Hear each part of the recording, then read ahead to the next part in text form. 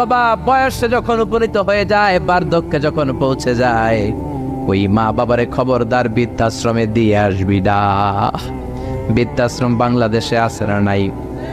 ছেলে আমার মস্ত মানুষ, মস্ত অফিসার, মস্ত ফ্ল্যাটে যায় না দেখা এ পারে ও পার, নানান রকম জিনিস আর আসবাব দামি দামি, সবচেয়ে কম দামি ছিলাম একে মাত্র আমি। ছেলের আবার আমার প্রতি অগাধ সম্ভ্রম, আমার ঠিকানা তাই বৃদ্ধাশ্রম। ঠিক কি না? অনেক কপাল পোড়া আছে, ডাকাত আছে। মা বাবা বার্ধক্যে উপনীত হওয়ার পরে তাদের কর্মকাণ্ডে নাক ছিটকায়, ঘরে আর বাবা মারে রাখতে মনে চায় না, বৃদ্ধাশ্রমে রেখে আসে। এরকম ডাকাত আছে রাড়াই। বাবা মারে বৃদ্ধাশ্রমে দেয়া যাবে?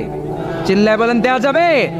যেই বেয়াদব গুলো, যেই ডাকাত গুলো মার বাবারে বার্ধক্যে উপনীত হলে, বয়স হয়ে গেলে বৃদ্ধাশ্রমে দিয়ে আসে, ওই বেয়াদবটা বুড়া হলে ওর কপালে বৃদ্ধাশ্রম জুটবে না। চিল্লায় এখন ঠিক কিনা?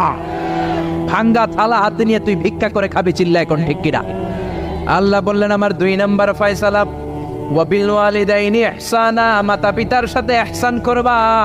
ইহসানের প্রথম ব্যাখ্যা, ইম্মা ইয়াবলুগান্না ইনদাকাল কিবারা আহাদুহুমা আও কিলাহুমা ফালা তাকুল লাহুমা উফ। মা বাবার একজন কিংবা 2 জন যদি বার্ধক্যে উপনীত হয়ে যায়, খবরদার মা বাবারে বৃদ্ধাশ্রমে দিও না। মা বাবা পেশাব করে দিতে পারে, পায়খানা করে দিতে পারে, তোমাকে যেমনি পরিষ্কার করে আদর যত্ন করেছে তুমিও পরিষ্কার করবা। মা বাবার খেদমত করবা, তোমার জীবনটারে উজালা করে দিবে কে? আল্লাহ বললেন ইহসানের 2 নাম্বার ব্যাখ্যা, ওয়ালা তানহারহুমা, মা বাবারে ধমক দিও না।